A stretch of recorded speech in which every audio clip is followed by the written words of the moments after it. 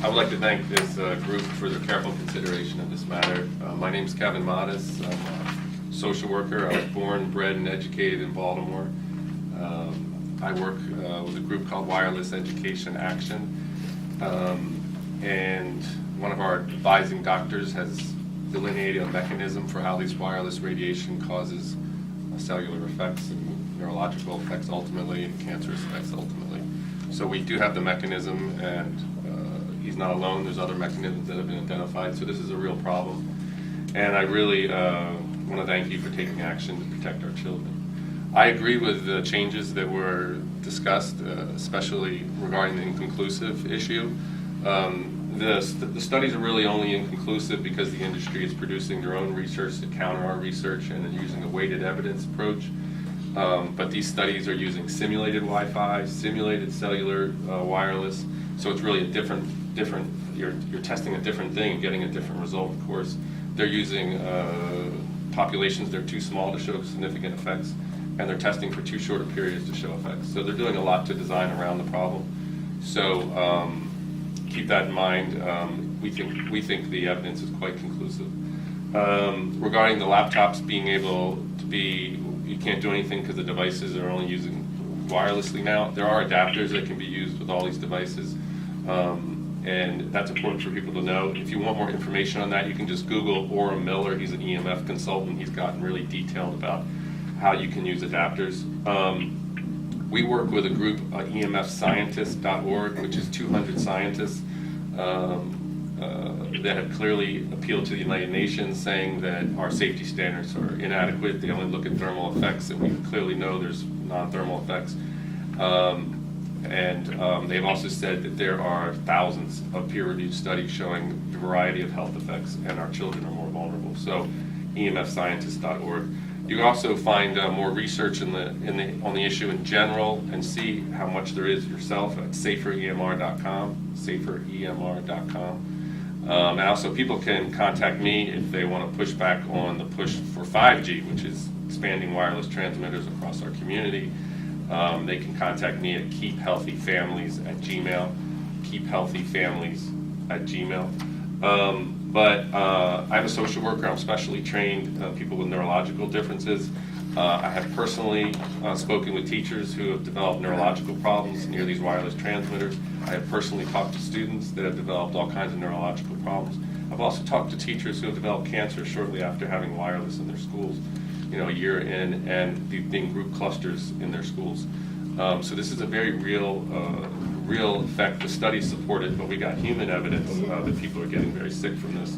And you only have to look at our smart meters issue. We put little wireless, low frequency, low powered transmitters on people's homes, and they reported neurological effects.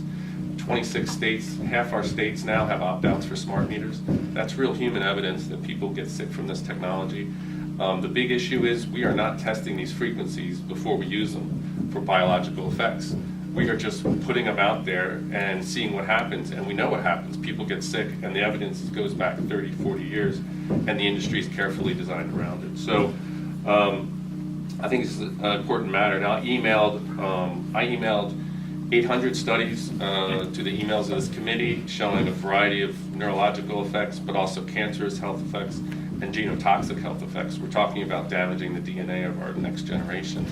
Martha Herbert, I submitted Martha Herbert's letter, who talks about children with neurological differences shouldn't be exposed to this because it's neurotoxic, and it could be the trigger for autism, and she sees the increase in autism being related to the increase in EMF exposure. So that's Dr. Herbert from Harvard, right? Yeah, from Harvard. Anyway, so I asked this group, Maryland's always been on the cutting edge in terms of progress with the academics and with curriculum. I'm asking to Maryland, you guys, I honor you for taking your responsibility seriously, and that we be on the cutting edge of protecting our children. Because what we basically have is a technology that we know is harmful, that they are not testing for biological effects, that they are just rolling out. And worse than that, when they do put these transmitters into schools and stuff, they are not looking for health effects. They're not surveying whether children are developing neurological problems, if there's cancer clusters or anything. and it's basically being ignored, and people continue to get sick. Our problem's getting worse. They're getting more aggressive with exposure. We need to finalize this draft today. We need to put this into effect today because we need to be protecting our children today. They are rolling out this technology very quickly. They're building new buildings, installing the infrastructure for wireless rather than wired infrastructure. They are doing that now. We need to approve this today and put it in effect today. You've taken careful consideration, but at some point we need to take action now. The voices are unanimous, it sounds like, from the comments online, and we need to begin the information process. We need to begin the education process, and most importantly, we need to begin the protection process of protecting our children. And the alternative is wired connections. They are faster, they are more secure, as you said, information-wise, and of course, they're safer from wireless exposure. Thank you very much. Okay. The European Parliament, 1815, approved just this type of measure and recommended wired connections specifically, and I'm including that document in the record. Thank you very, very much, Mr. Morris. I appreciate that. Jessica?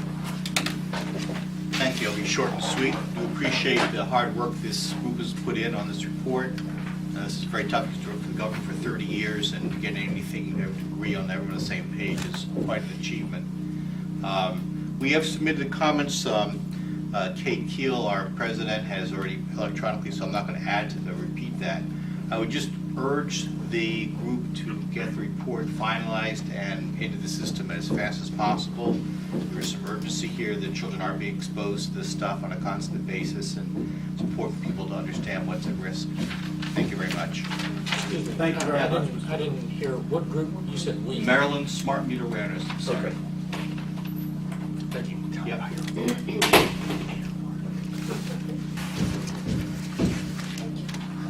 Good morning. I want to thank you members for taking on this important issue. My name is Jessica O'Kane and I'm from Anne Arundel County. I'm a lawyer, a real estate broker.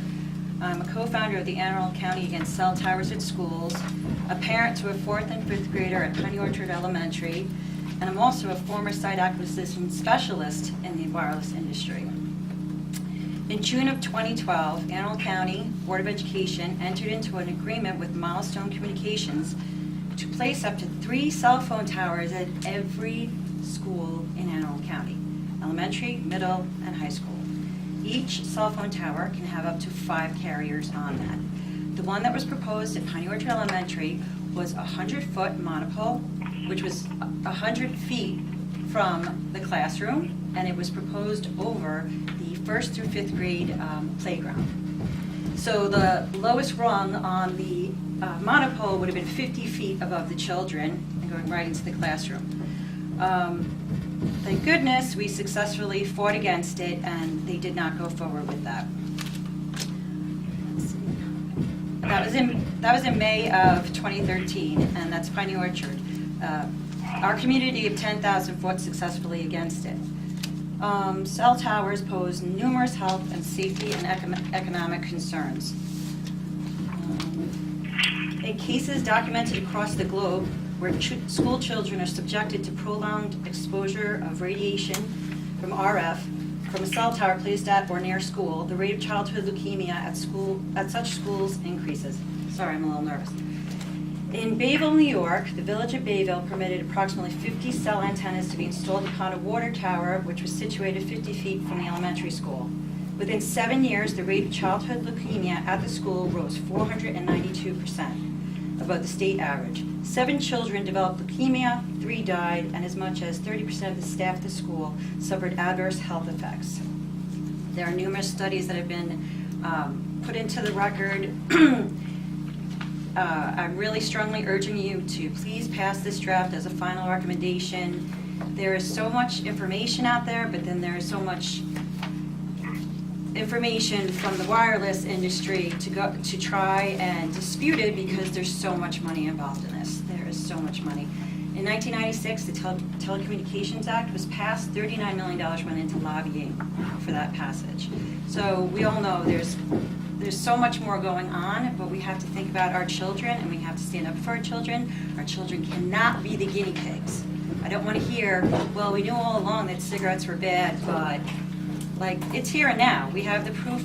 Please, I'm strongly urging you to pass this draft as a final recommendation. I thank you all for your hard work. I know what it is to volunteer and put your time out there, so thank you very much. Thank you very, very much. Thank you so much. I'm Theodora Scrotto. I'm a social worker. I'm here with the Environmental Health Trust, and I know that we have submitted probably over 250 pages of documents, including not just research, but also recommendations from medical organizations, because there are quite literally hundreds of doctors who are recommending precautions with this radiation, because there is enough to know that there could very likely be a problem. I mean, many doctors say that it really is conclusive. There are certainly doctors who say it's likely, but you know, having 2 children was how I got involved in this issue. And for my children, there's no reason to wait, because we cannot go back in time with kids. And I wanted to say it was raised about what resources to bring to parents and Environmental Health Trust, and I think I've given you all of these different documents. I know the state, the city of Greenbelt is actually handing out the cell phone radiation, how to reduce exposure to cell phone radiation. This is the Vienna Medical Association rules for mobile phones, and I'd just like to read to you what they say at the top. They say the radiation from mobile phones or smartphones is most likely not as safe as cell phone providers claim it to be. Therefore, the Vienna Medical Association has decided to do the responsible thing and inform the Austrian public about possible adverse effects from a medical perspective. And of course, they have the recommendation on using wires, not wireless, because although it's not, it's the same type of radiation.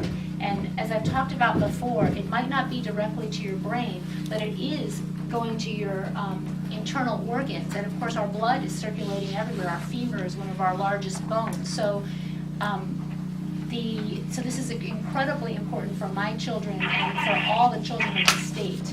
Also, I think I've shared with you the Baby Safe project, which is the chief of obstetrics at Yale gave a talk at the press conference for this program. I think signed by over 100 doctors now, recommending reduced exposure to pregnant women, and very specifically to reduce exposure to wireless as well as cell phones and devices at the abdomen.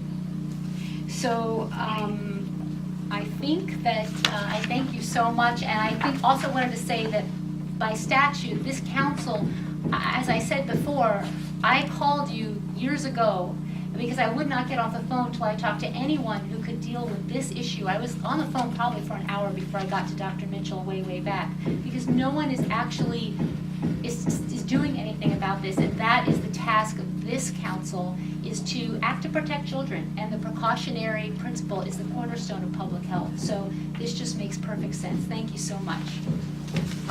Thank you very much, Ms. Corrado. I would also ask that in light of the bulldozing of 5G and the Internet of Everything, that consider adding into the report, again, not to slow things down, but consider adding all Internet-connected things that are in the classroom should be avoided. Because the children will be exposed to all of these things that will be also communicating with the Internet 24/7. If it's not done in this report, maybe the next one. I think that's it, and I encourage for the future, as we said in our comments, to the effect of screen time, not just the wireless, the effect of 24/7 screen time on the brains of these kids and the social skills on their development. Yeah. May I ask a quick question? You said avoid all internet-connected things. Are you talking about things like security cameras and stuff like that that may be connected to the internet? You mean wireless? Wireless. That may be Thank you. wirelessly connected. Wireless, oh, excuse me, yes. Yeah, okay, so you would avoid that, any kind of Right, wireless. right now, the Internet Okay. of Everything has been, their industry is pushing it full force ahead, and everything literally is expected to be connected to the internet, all emitting wireless radiation. Gotcha. Okay. Good morning, everyone. I too just want to thank you. I'm so encouraged and so hopeful now. I first found out about this issue around 2012 when BGE wanted to install a smart meter at my business. And I said, what's a smart meter? So I started doing my research and I got involved with Maryland Smart Meter Awareness. I was just like the rest of the general public. I had no idea that there was anything at all negative about these wonderful wireless gadgets. So through the years, I have learned some more and more. And, you know, for anyone to claim that the science is inconclusive just makes my head explode. And it's true, it's the money from the wireless industry. The telecom industry is probably a $3 trillion industry. And when I look at how the deals went down for the cell towers in Prince George's County where I live, it was no bid. It was a political friend of the superintendent. They didn't even hire consultants who could advise them on how to maximize their profits. We got a really bad deal. And Milestone Communications got a really great deal. And, you know, I'm used to talking to legislators. I'm just so glad to have a group of people like you. I want to hug every one of you. Is it allowed? I urge you to make this final. We can't do this soon enough. You know, we can't go back in time. And if you follow the money, it's obvious what's going on. I mean, screens, I've got this article from Bloomberg that basic premise is that the screen time in the classrooms is not really improving education outcomes. In fact, in some cases, it's hurting kids. They need human interaction. And, you know, since there are ways to avoid the wireless, why don't we do it? Well, it's back to money again. Oh, that'll cost more. And I recently found out that the federal government is doling out money for wireless infrastructure. So that's what the superintendents are going to go for. I mean, they have budgets to work with. So that's the biggest problem we have getting around this, I think, is the money aspect. And, you know, to get it out to the general public. Because when parents will go, well, we're not having wireless? What do you mean? My child needs this technology. Because they're unaware. So I know that that's not your job, but I'm just so incredibly hopeful now and so proud to be working with these people behind me. And I just want to thank you again. Thank you. And I just wanted to say how very impressed I am. I'm delighted you are doing what you do. Couple of things. I'm hoping you will approve this report by Thursday. I'm meeting with MCPS leadership about a regulation that's about to be deployed to allow elementary schools. That's Montgomery County Public Yes, Schools. Montgomery County Public Schools. They are about to allow elementary school kids to bring wireless devices to school and use them on the bus, which I'm sure you guys know about the exponential effects when you're in a steel enclosure. My connection to this issue is personal. My daughter died of leukemia, and I got involved in a study out of University of Minnesota to study pediatric leukemia and the causes, and it's the epidemiology department. There are tons of environmental risks that our kids have, as you obviously know. But what struck me on the screener that there's lots of paperwork, DNA testing, all this kind of stuff. What struck me was so many of the things that they asked me if I had done while I was pregnant were things that we all do every day. We drank out of plastic water bottles. We used our laptops. We pumped gasoline. You know, these are things that we lived in a home in Boston with lead paint. There are lots of elements that converge on hurting a little person. So I continue to stay in touch with my daughter's doctors up at Harvard and MGH up in Boston, and this team in Minnesota. And, you know, I keep wanting to hear that this Wi-Fi thing is not a problem. I don't want to feel bad that I did something to hurt my daughter. But I'm not hearing that. I'm hearing them say, you know, the jury's out. It's not a good idea. Take it easy on the Wi-Fi. So is it conclusive?